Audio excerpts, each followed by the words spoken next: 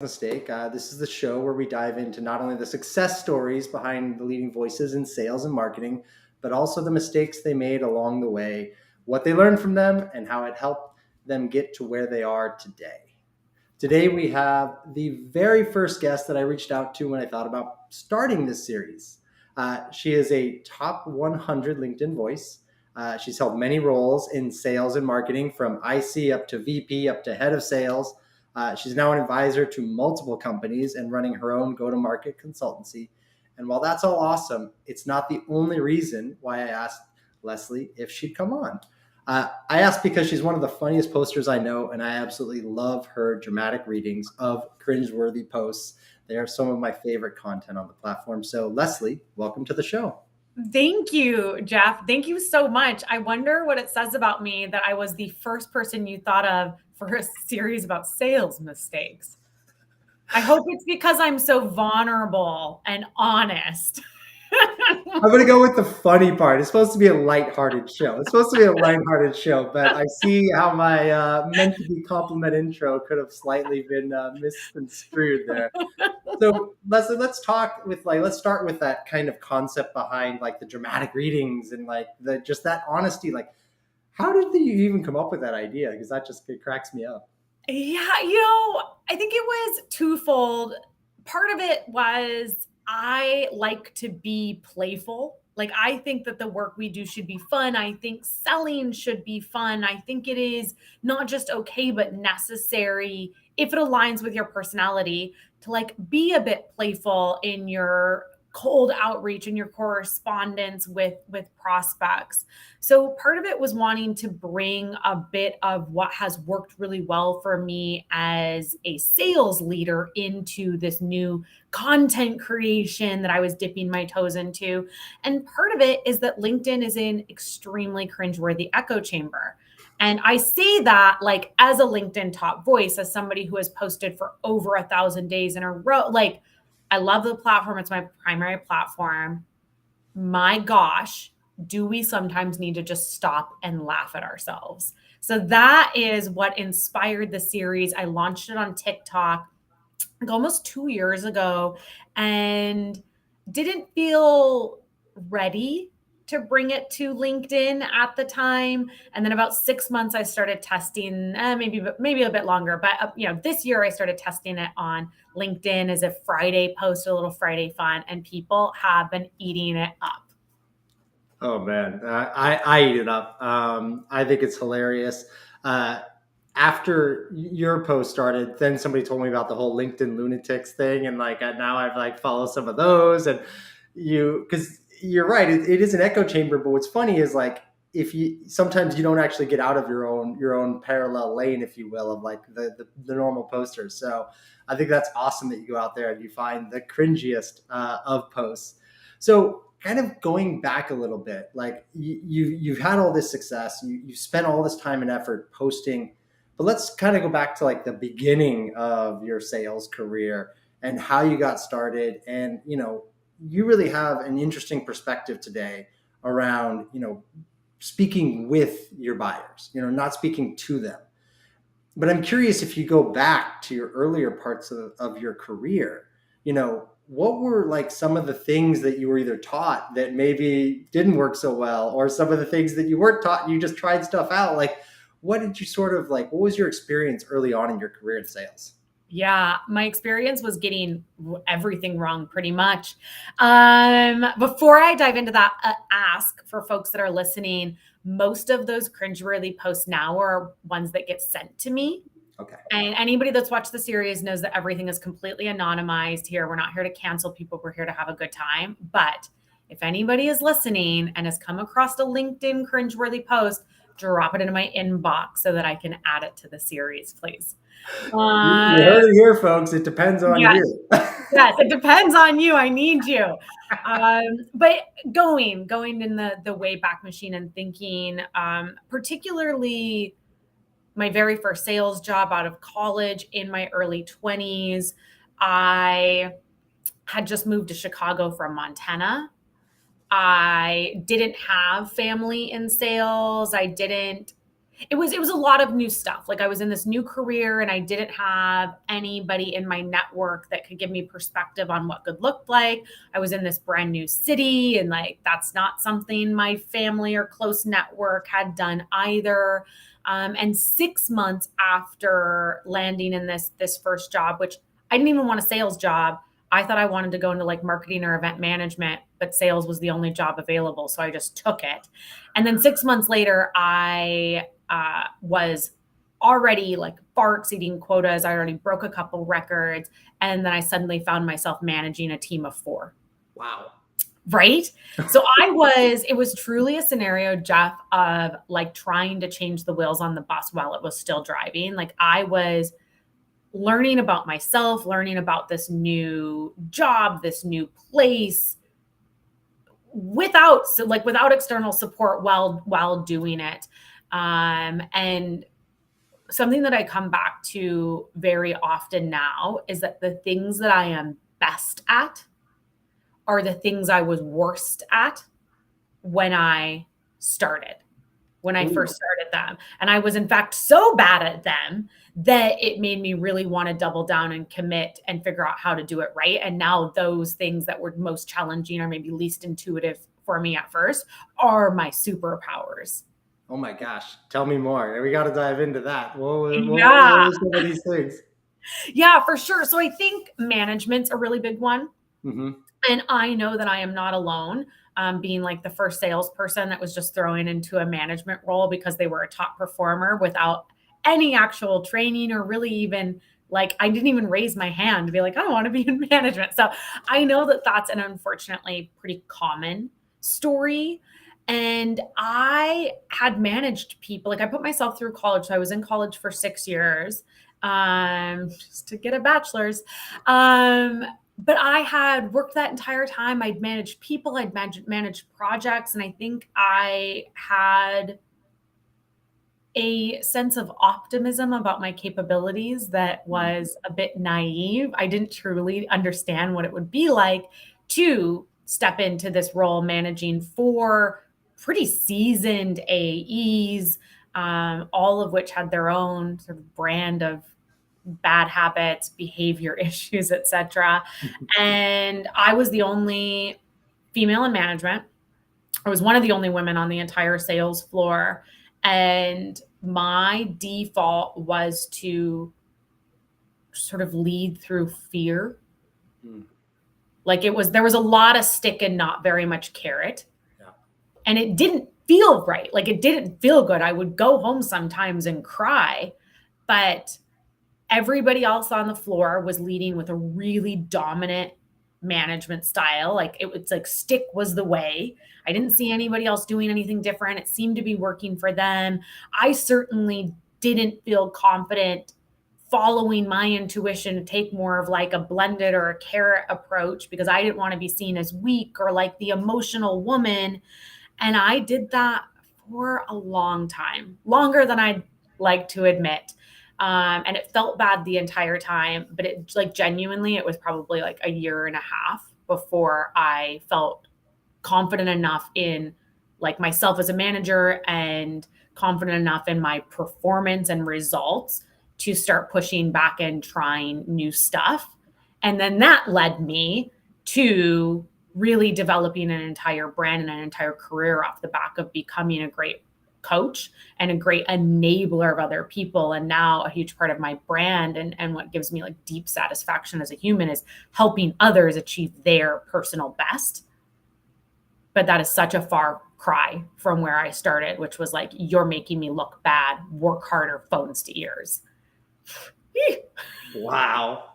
I mean, but in fairness to you, like if you think about it, and I think this is something we hear a lot about with first-time frontline sales managers, it's like you were a high performer. Now, why you're a high performer, we're not necessarily sure. Is that something we can replicate? Is it something, that we can teach other people? Nobody asks that question. And then they just go, you know what? You seem to know what you're doing. Now we're going to move you up. And on top of that, you have the gender dynamics, which obviously I can only imagine what that was like more than a decade ago, thinking about those challenges. And then on top of that, you're younger. These are established AEs that have their own perspective on life. I mean, you were put in a really, really tough situation. Yeah, there was a lot of power dynamics at play. And at the time, I felt like the only way to lead was to match those sort of uneven power dynamics by trying to force more power into my own role.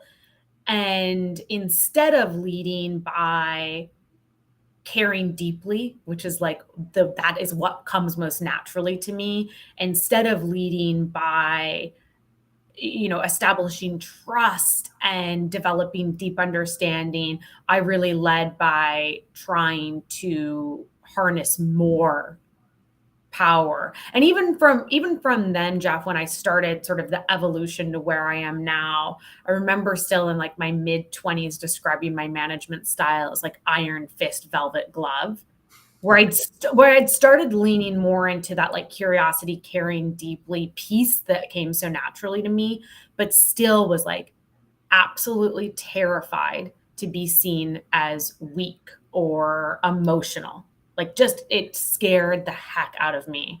And it took probably, like, if I'm being honest with myself, until my 30s to like Mhm. really embrace that as my management style, that like I am the manager that shows up to care deeply.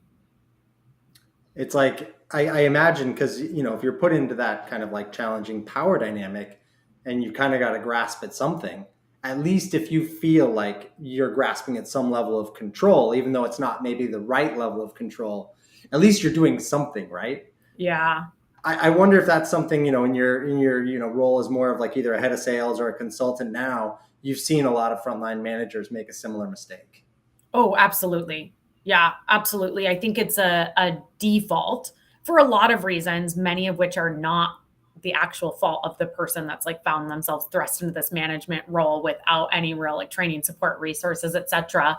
Um, but I think in sales as a profession, there is a lot of scarcity, like Mhm. scarcity mindset is like it's pretty prevalent, and I think that often gets carried into management roles where there's a lack of understanding that what's good for the goose is good for the gander, like that when you make your team look amazing, you look amazing, and instead there is a sense of like you wanting to grab all of the credit to Mhm. elevate yourself, because that's what you were doing as a seller. Like you wanted to be number one on the sales board. That was the number one metric. You wanted to have the most revenue, the highest convert. Like those were the metrics, were how to be number one.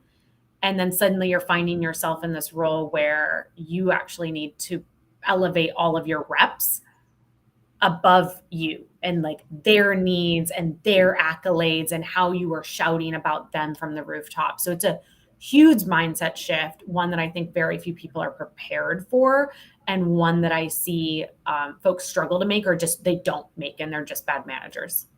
So, what are some of like maybe the consequences or symptoms that you would observe across a team when you've got one of these bad managers? Because maybe, I'm guessing some folks probably are conscious of what they're doing, but I'm guessing there's probably a good portion of folks who simply are not conscious or are feeling so stressed that they don't realize it. So, what are some of the things that you observed either in your own experience or kind of later on watching other frontline managers? Is like, what are the symptoms? What are the consequences of this bad management? You're so right. And I think that most people don't realize they're a bad manager. Like I think they genuinely are. Most people, there are some bad managers out there. Trust me, I've had one. But I think most people show up and they're genuinely trying to do their level best, and they just don't have the skill sets or tool sets or whatever it is to achieve the results that you as their employee want them to achieve. So it's interesting because I just finished reading Radical Candor, Kim Scott's book. Mhm. I had not read it before. I like read the cliff notes, and I'd heard her on podcasts, and actually heard her speak a few years ago. So I got the gist of it, and reading the book was incredibly validating. That was my main takeaway, was just how validating um, it was in terms of the difficulty of being a truly good manager. And I think for me, Jeff, that the cornerstone of being a radically candid boss and doing it in the right way is caring deeply. Mm-hmm. And I was, at a point just kind of shaking the book, like, oh my gosh, I've been I've been doing it right the whole time. But where I think to pull some pieces out of radical candor, where I see people going wrong is twofold. One, they are too afraid to have tough conversations. And honestly, it's mostly because nobody has ever taught them how to give feedback. Mm-hmm. Like one of the topics that I post about like at least once a quarter on LinkedIn is how much I hate the sandwich feedback approach, like two totally disingenuous compliments with the real thing that you want to say in between. Like that's all most people show up with. And they aren't taught any other types of feedback frameworks. They aren't taught how to do coaching in that sort of way. And particularly in sales, like we're often taught how to coach against a call or coached against a deal, but not actually like coach personal development on a human. So I think part of it is that people are afraid to or don't know how to give feedback. And what happens is that it either doesn't get delivered at all because they're too afraid of not being liked or like the negative reaction, or it gets delivered in a way that isn't constructive because it's just sort of like dripping with sweetness. And it's just like, you're not actually saying what you mean to say. So it's just creating confusion. Or the other side of that, which is certainly where I defaulted a lot early in my career. Kim Scott calls it obnoxious aggression. And I'm like, yeah, that checks out. Okay. Where you so want to get your point across, but again, you don't have the frameworks, the coaching, the stuff you need to do it in a way that is good for the person receiving the information, that you just like shove your feedback down their throat. And so that's what I see. Like I see a lot of folks defaulting to the same thing I did early in my career, that obnoxious aggression, that you're like sort of loud and brash. And you're like, I deliver direct feedback because I'm a tough manager.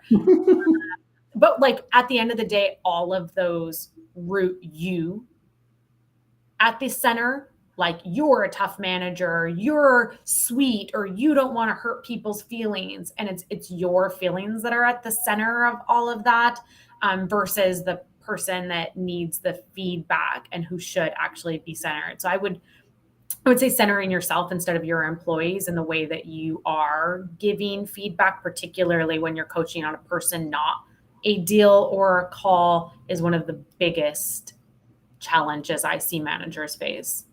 And if you take that kind of obnoxious aggression approach, I mean, really what you're creating is kind of an offense defense situation with your direct report. And what's interesting is like, say they're bought in, say they believe that what you're saying is correct, they might follow it. But I think, a situation that a lot of early, frontline managers find themselves in is that there are a lot of beliefs as to how to sell or the best way to sell, especially with those experienced AEs.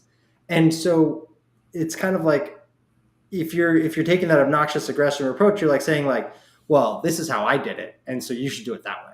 And they're like, well, what evidence is there to prove that it worked for you? Like, because you can tell yourself in many stories, oh, the territory or the this or the that, or, you never know what amazing, reasons that people could be. And you get into that offense defense, and Yes. folks are just like, I don't believe you. I don't want to change. And so it's interesting because, to your point, if frontline managers aren't being taught what skills they should be looking for, or there's no agreement between kind of like the organization as a whole as to like what the approach should be, you can get into these like real Yeah, I'm laughing because another of my like big sales mistakes from earlier in my career, because I started in a very transactional environment, like 4-figure price point, often one call closes, but an average sales cycle was like 24 to 36 hours. So like we did rely pretty heavily on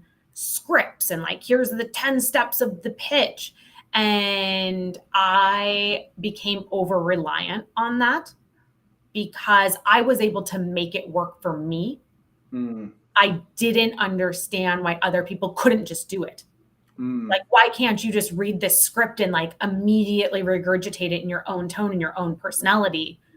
I simply early in my career, I think had a hard time understanding that other people's brains don't work the same way that I do. And so I over indexed on scripts Hmm. and I under indexed on teaching like the framework or like the why behind the process, which like again then you fast forward now 15 years later and my sales methodology earn the right is more mindset than it is skill set. Like there are plenty of skill sets in there, but they are all backed up by repeatedly asking, have you earned the right to ask for their business? Like, have you earned the right to ask them to open this email? So it's that same like voice in the back of your head saying, sure, you got to have the skill set to execute, but you really need those softer skills like active listening. And yeah, like so that's really interesting. And it's doubled down by the fact that I work with a lot of early stage founders now. Mm. And so I see the mistake played over and over again that they're like, but I closed 3 deals. And so the way we should do things, this new AE needs to XYZ. And it's like, cool, you've closed 3 deals. I have closed 3,000. But sure, that the way that you close those 3 exact deals with complete control over the pricing and the product roadmap is absolutely what we should replicate for your new A's. So I think it's a common mistake that we all like ourselves for the most part, right? Like we all want to think that like the way we do things is special. 100%. And so I think that it is easy for people doing things for the first time, like early stage founders or brand new managers or salespeople in a new role. I think it is easy to feel like we have the right way, our way is the right way, and that is the way to sell. When what I have realized after 15 years of managing hundreds of salespeople and working with dozens of different types of organizations is that there is no one way to sell, and that anybody who is telling you that they have the silver bullet one sales process, like for sure probably sells a course that teaches you how to sell courses.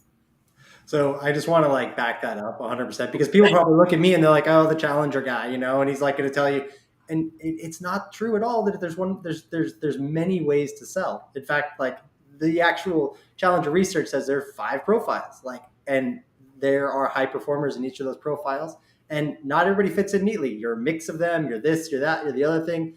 There are lots of ways to sell. There are just certain traits and certain approaches that people generally will agree on that Mhm. lead to better performance. And I And think they lead to better performance because they center the buyer, because those are the ones that are most about them, not you.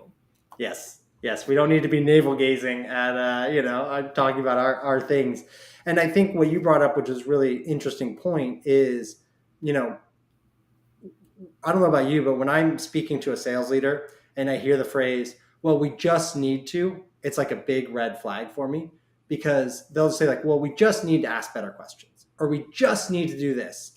And I think it gets to your point where like natural high performers often don't realize all the things that they're doing. And then they get promoted into leadership and they don't understand that core sellers often Mhm. lack, the guidance or the coaching that they need to then perform better. And they answer with, oh, it's just this one small fix when it's not. If you give everybody the same tactics, it's going to be kind of like giving everybody a hammer. They're going to think everything looks like a nail and they're not going to apply the tactics correctly. Oof. Whereas Yeah. I think what you're getting at is like, we need to be able to set people up to coach to help the mindset shift, to stop being so navel gazing, stop leading with features, benefits, whatever it is, that is the common pitfall. And it's more, let's center around the buyer and start to have a conversation there. Yes. Yes. Oh, that's spot on. Excellent summary. And unsolicited and unpaid promotion for Challenger customer is it's like in the top 1 or 2 favorite books, business books of all time. And anybody that is listening that has only read Challenger Sale and stopped there, you are doing yourself such an incredible injustice. I think Challenger Customer is so much better. It's different, so maybe they're not comparable, but I think it's so much better. And everybody needs to go read it immediately because it will make you a better commercial partner to your customers and to your colleagues. For me, and thank you for that. And just so everybody knows, we don't make any money on selling books. That was like shifted. I don't know how it works. We just help people train and all that stuff. And this show is independent of Challenger itself. But I would 100% agree with you because the red book's great. You know, it's like it's very easy to digest. The blue book, which is Challenger Customer, is more dense, but it is chock full of great stuff. And for me, it's the buyer verifiers. That my first year selling, which was only 3.5 years ago, was painful. It was COVID. It was me chasing people who were never gonna buy, Mm. ever in a million years. It was like, oh, we'll just get a meeting, and it was like this person kept meeting with me, and I was like, and this was for like 3 or 4 deals, and I was like, great, I don't have a lot else going on. They'll keep meeting with me, but every time they said they were gonna bring in, their boss or their colleague or whatever, there was always an excuse. There was always oh, I'm traveling, oh, this. And yet they kept setting a next meeting with me. And to your point, I started to dig into the Challenger Customer stuff thanks to the advice of a certain sales manager who brought me on. And it was like, you're meeting with a talker, dude. Like, there's literally a verifier of, somebody bringing somebody else in, somebody taking an action, like being a two-way partnership that you're not getting. And there's zero chance that deal that you're forecasting is going to close. So save face now, but it was a rough lesson learned, I have to say. But in an important lesson, and like in the context of best sales mistakes, better to make that mistake earlier and really have such a clear idea of exactly what a talker is like in a sales process so that you can identify them quicker the next time around, because we've all done it. I definitely did it during the pandemic where, pipelines were a bit sparse and you're like, but maybe, right? It's that like, but it's the dream. Salespeople are dreamers, and it is awesome. Like it is a great thing to be, but often in our pipeline that is reflected in the I am not going to lost this deal but maybe XYZ will happen. So it's a mistake. We don't want to be talking to those people. We don't want to be, with the blockers, with the talkers. But it's like a good mistake to make early in a deal or early in your career so that you know what personas you don't want to spend time with, which means you can disqualify them and spend more time on the right activities. Love that. It's like, if you look at your pipeline, you want it to be more of a nail than a wedge. You want to start wide, but narrow as quickly as possible. So you put your time and effort where it truly matters.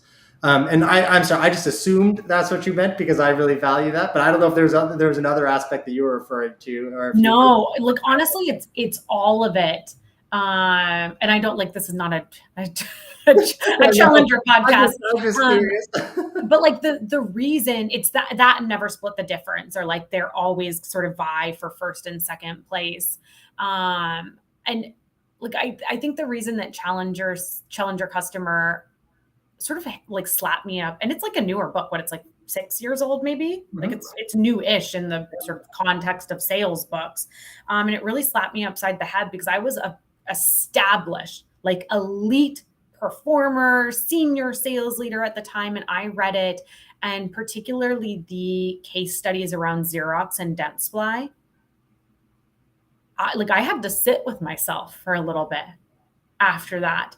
And I think it made me more critical of my own messaging. And since messaging is what I do for a living, that's a positive. But I went back after reading the book and looked at messaging that like it was good. It's good messaging. It got results, but I realized how much it still centered me and my product and what I wanted, because I wasn't taking the time to really listen to what the customers needed and why they buy and what would keep them up at night. Though I Mm-hmm. kind of hate the like, what's going to keep you up at night question, but like you get the point. Yeah. And it helped me, I think, before the wave, because like now we're finally getting there, right? Where people are like, yes, relevant personalization is important. We understand. Like that conversation has only been happening for about 2 years, if like widespread, if we're really being honest. And I think Challenger customer allowed me to start having that conversation with myself Mm.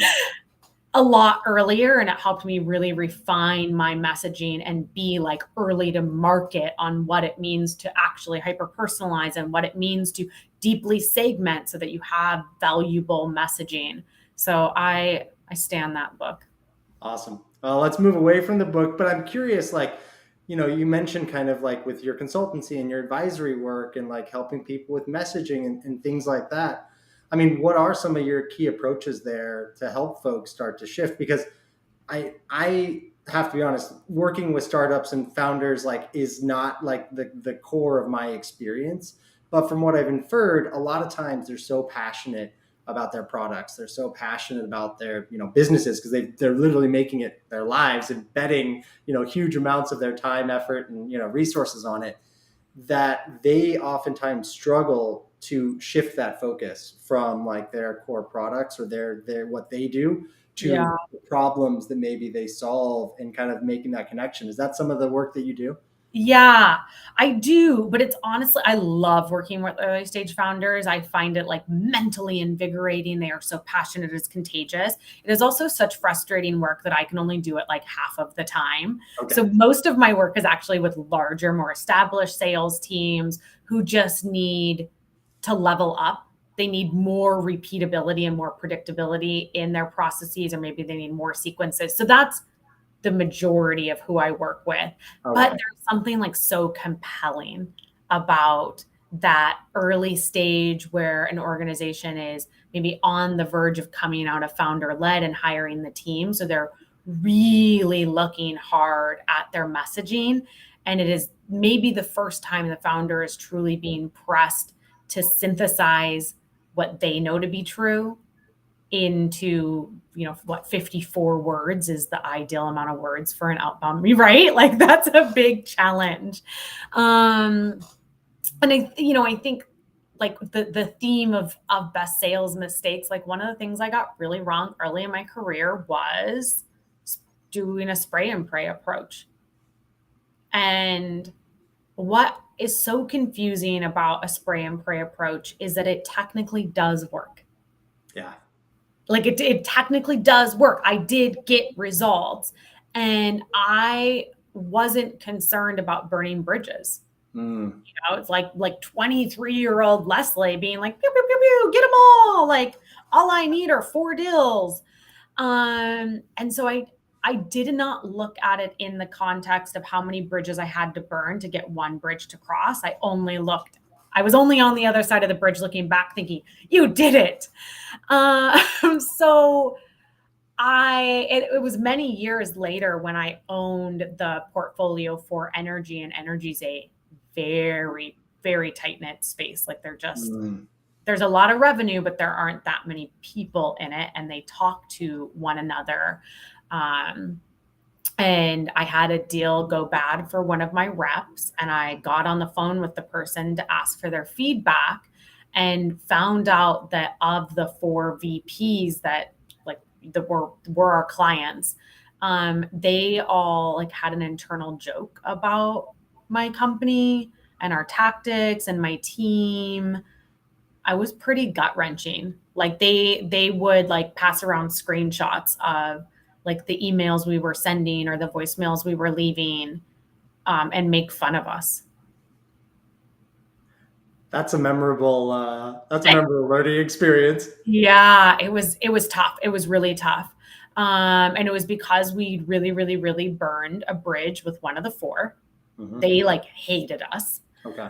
To be fair, they were also culpable, but like it didn't really matter. Like it was super emotionally charged, and they hated us, and they wanted to make sure that nobody else in their organization did business with us.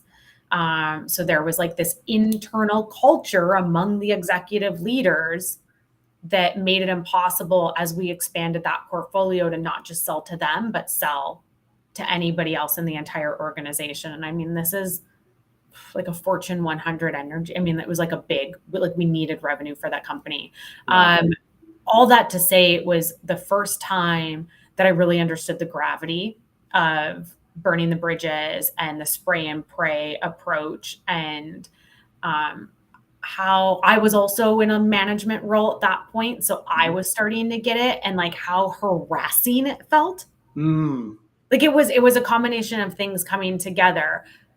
So now I both really try to communicate to people what it feels like to be on the receiving end of that type of Mm. communication, because most people sending cold outreach aren't in leadership roles and they've never been in a leadership role, and they don't know what it feels like to have an inbox that is just full of spray and pray. Yeah. And it seems like, oh, just delete them.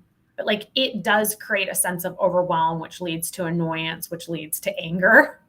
And also that like getting, if you have to burn 1,000 leads to get 10 meetings, Yeah.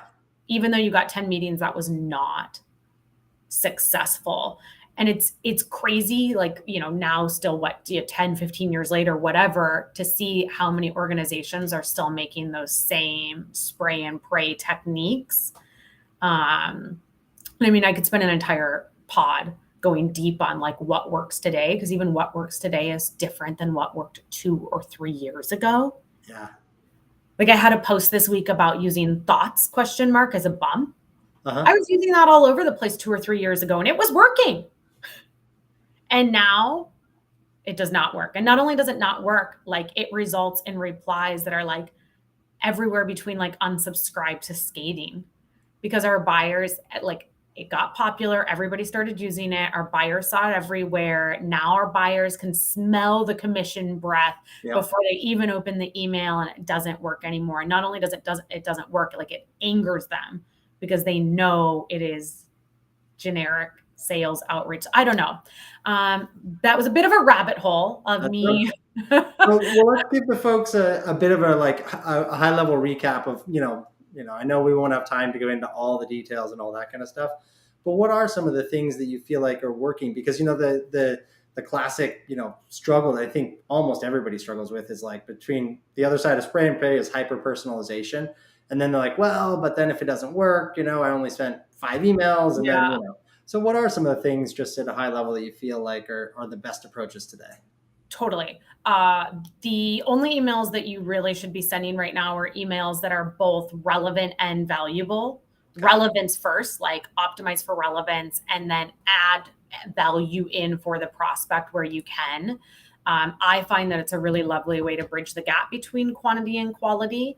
I still recommend a hyper personalized approach if you're doing like an ABM or a key accounts set of territory. Do that. Mm-hmm. I never recommend spray and pray. Never, ever, ever is there a time that I think that's appropriate. But, and we might forget this in our LinkedIn echo chamber, that there are still people on the ground who have KPIs they need to hit. And Mm-hmm. taking a hyper personalized approach to all of their outreach is like, it's not scalable, and it simply is not going, like, the metrics do matter. Quantity does still matter. Mm-hmm. So what I love to do is take my territory and then create segments, and then often I'll even niche those segments down one more time by adding in extra layers, either in trigger events or extra layers that could be like sub industries or small revenue pockets dealing with a specific problem, whatever makes sense for your industry. What that then allows me to do is take that sub segment of my ICP that, maybe it's only 24 accounts, but it's 24 accounts that with a very high degree of certainty, I can speak to with fairly automated outreach, because I know it's going to be relevant, and I know that the same set of value drops is likely to work for them. So optimize on value and relevance. Figure out at some scale, and this is where I think you get back to your point of we need to be focused on them, the buyer, and thinking about their problems, their issues, because that's what's going to lead to relevance, right? It's like finding what those triggers are that tell me, likely what that is. I think that's fantastic, and I think that's something that we should all incorporate. And I 100% subscribe to your never spray and pray, because I've tried it and it has never worked for me. Yeah. So definitely a mistake learned. All right. So 2 questions before we get you out of here. One is a little bit more on the lighthearted side. I'm curious if you think back to a deal, an opportunity, something that one of your reps was working on, or something that was working with you that just like it cracks you up. Like it's just a funny deal where you're just like, man, I can't believe that happened, or that you look back Funny on it and deal, smile. huh? God, I don't feel like deals are that funny in the enterprise because they're like many, many months. And if you make a mistake and lose them, it's devastating emotionally. But one thing that did, very lighthearted, Jeff, one thing that did pop into my mind, actually, like going all the way back to that very first job, very transactional, like I was smashing the phones. And I, like all of us, love the movie Elf. Yep. And there's a scene in Elf where the narwhal comes out of the water and he's like, bye, buddy. I hope you find your dad. And over the holidays, I probably watched that movie like 20, 30 times, very casual, no big deal. And I was hanging up a call and I said, like, I don't remember what the guy's name. Let's say it's Jeff. I was like, thanks, Jeff. Hope you have a good day. Like, no idea why that came out of my mouth. Um, and it was like one of those things where you then sort of like awkwardly hang up the phone afterwards. He didn't ever call me back. I also have told multiple people I love you. Where you're just like, okay, thanks, Jeff. Love you. Have a good day. And then you hang up the phone, and afterwards you're like, okay, cool. No, I love them. So I feel like those sorts of like, or like hanging up on a prospect that you've been chasing for however long, and then they finally answer, and you're used to them not answering, you hang up on them. I feel like those are most of the kind of like, silly little funny things that have happened in the process of making well over 100,000 cold calls. I think that's great, and that's exactly the kind of lighthearted stuff that I think we need. All right, so we'll get you out of here on this question, Leslie. Okay. This is not to do with sales at all. It's what I love to ask people is, what is one artistic event? Could be music, could be theater, could be movies, could be any sort of live experience that you feel like folks should put on their bucket list. Something that you think is like, this can be going out to national parks. You're from Montana, it can be anything, but maybe something that folks haven't considered they should definitely include on their bucket list. What an interesting question. Oh my gosh. And I want to filibuster for you. So we've gotten some great things. So we've gotten go to concerts like Michael Franti. I'm from Oregon, and I had Josh Yeah. Roth on, and he's a huge Duck. And so go to Autzen Stadium, which is like a really cool place to see Okay. Oregon football. We've had Bilal let us know about history, and that folks should really get outside of just U.S. history. So it's a broad answer, but we like to get perspective. Ooh, okay. I love Bilal. Like everybody should follow him. Just a shout out. You have to tell me who did the Michael Franti one because I have seen him multiple times in concert. I used to listen to I don't remember what the name of the album was. Oddly Spirit. No, that's the name of his band. Cover to cover. Yeah. Um, Me too, by the way. I was like really psyched when you're like, oh, friends. Pleasure brought that up. Yeah.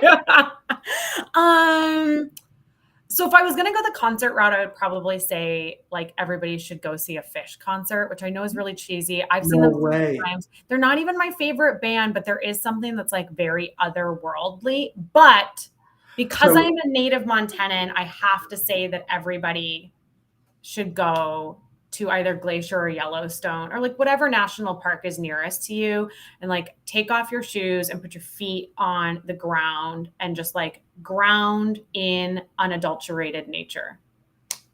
So everybody now really knows how weird I am. Okay, so Leslie, like Fish is like my favorite band ever, and I've seen them like 20 some odd times, and I went, so like you literally just like right here, the heart Dude, we right, just become best friends. We just became totally best friends.